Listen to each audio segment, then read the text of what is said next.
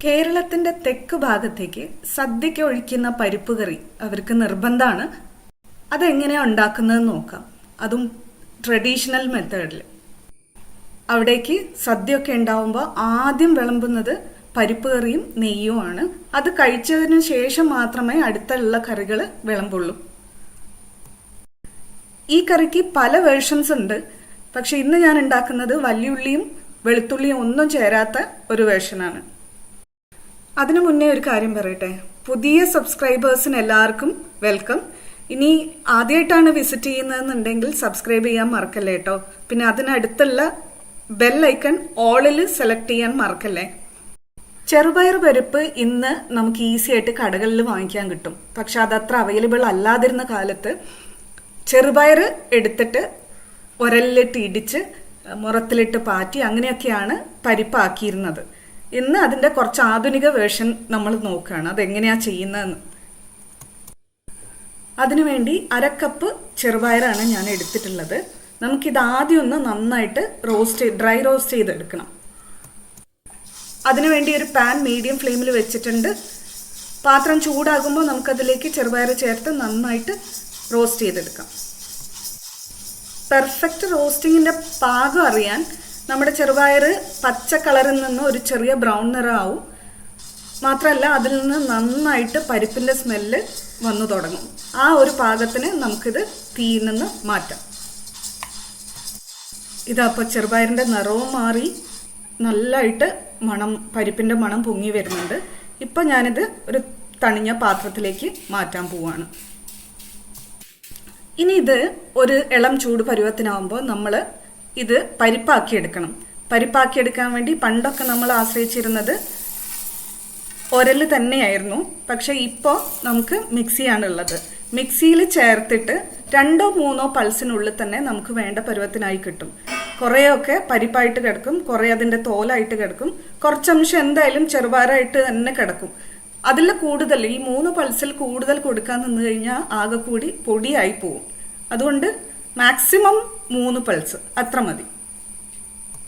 കണ്ടോ, നേരത്തെ 2 പൾസ് കൊടുത്തെടുത്തപ്പോൾ ചെറുപയറായിട്ട് കുറെ കിടക്കുന്നുണ്ടായിരുന്നു. ഇപ്പൊ അത് 3ാമത്തെ പൾസ് കഴിഞ്ഞപ്പോൾ കുറെ കൂടെ പരിപ്പായി കിട്ടി നമുക്ക്. ഇനി അടുത്ത സ്റ്റെപ്പ് നോർമലി പാറ്റിയെടുക്കുക എന്നുള്ളതാണ്. മുറത്തിലിട്ട് പാറ്റിയെടുക്കുക. പക്ഷെ അത് ചെയ്യുന്നത് ഈ തോലായിട്ട് കിടക്കുന്നതിനെ കളയാന്നുള്ള ഒരു കൺസെപ്റ്റാണ് അതിലുള്ളത്. പക്ഷെ എന്താ അറിയോ, ഈ തോലും വളരെ ഗുണമുള്ളതാണ്. അതുകൊണ്ട് അത് കളയേണ്ട ആവശ്യമില്ല. ഒന്ന് കഴുകി, ഇനി അടുത്ത സ്റ്റെപ്പായിട്ട് ഒന്ന് കഴുകി എടുക്കുമ്പോൾ മേലെ തെളിഞ്ഞു കിടക്കുന്നത്, മേലെ പൊന്തി കിടക്കുന്നത് ഒന്നും മാറ്റിയാൽ മാത്രം മതി. ഞാൻ 2 രീതിയിലും വെച്ച് നോക്കിയിട്ടുണ്ട്. ചെറുപയർ പരിപ്പായിട്ടും ഇങ്ങനെ ചെറുപയർ എടുത്ത് വറുത്ത് കുത്തി എടുത്തിട്ടും 2 രീതിയിലും വെച്ച് നോക്കിയിട്ടുണ്ട്. എനിക്ക് ഈ ഒരു മെത്തേഡാണ് കൂടുതൽ രുചിയുള്ളതായിട്ട് തോന്നിയിട്ടുള്ളത്.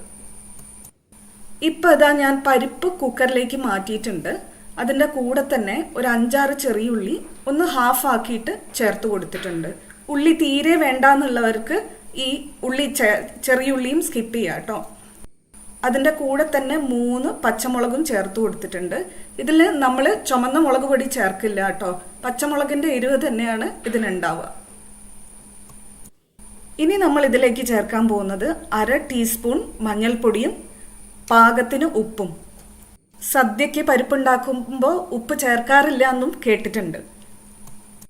ഇനി ഇതിലേക്ക് വെള്ളം ചേർക്കുകയാണ്. 3 ഇരട്ടി വെള്ളമാണ് ചേർക്കുന്നത്. 1/2 കപ്പ് പരിപ്പിന് 1/2 കപ്പ് വെള്ളം.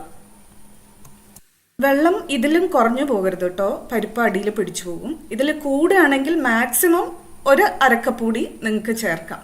പിന്നീട് നമ്മൾ വെള്ളം ചേർത്ത് കൺസിസ്റ്റൻസി അഡ്ജസ്റ്റ് ചെയ്യുകയും ചെയ്യാം. പരിപ്പ് തിളച്ചു തൂവാതിരിക്കാൻ വേണ്ടിയിട്ട് 1 ടീസ്പൂൺ വെളിച്ചെണ്ണയും കൂടെ ഒഴിച്ചു കൊടുക്കാം. ഇനി കുക്കർ അടച്ചു വെച്ച് വേവിക്കാം. ഒരു 4 മുതൽ 5 വിസിൽ വരെ പോയാൽ മതിയാവും. അപ്പോഴേക്കും നമുക്ക് ഇതിലേക്കുള്ള തേങ്ങ അരയ്ക്കാം. ഒരു 4 മുതൽ 5 ടേബിൾ സ്പൂൺ വരെ ചിരവിയ തേങ്ങ എടുക്കാം. അതിലേക്ക് ഒരു 1/4 ടീസ്പൂൺ ജീരകവും കൂടെ ചേർക്കാം. ചേർത്ത് നല്ല മയത്തിൽ അരച്ചെടുക്കണം. ഇതുപോലെ അപ്പോഴേക്കും നമ്മുടെ പരിപ്പ് ഇവിടെ വെന്തിട്ടുണ്ട്. വീഡിയോയിൽ കറക്റ്റായിട്ട് കിട്ടാൻ വേണ്ടി ഞാനത് പരന്ന പാത്രത്തിലേക്ക് പരിപ്പ് മാറ്റിയിട്ടുണ്ട് കേട്ടോ. നമ്മൾ അരച്ചു വെച്ച തേങ്ങയും കൂടി ഇതിലേക്ക് ചേർത്ത് കൊടുക്കുകയാണ്. മിക്സിയിലുള്ള തേങ്ങ വേസ്റ്റ് ആക്കാതെ കുറച്ച് എക്സ്ട്രാ വെള്ളം ചേർത്തിട്ട് അതും കൂടെ ഇതിലേക്ക് ചേർത്ത് കൊടുക്കുകയാണ്. എന്തായാലും നമുക്ക് കൺസിസ്റ്റൻസി അഡ്ജസ്റ്റ് ചെയ്യാൻ കുറച്ച് വെള്ളം ചേർക്കണം. തേങ്ങ ചേർത്ത് കൊടുത്ത് നന്നായി മിക്സ് ചെയ്ത് കൊടുക്കാം.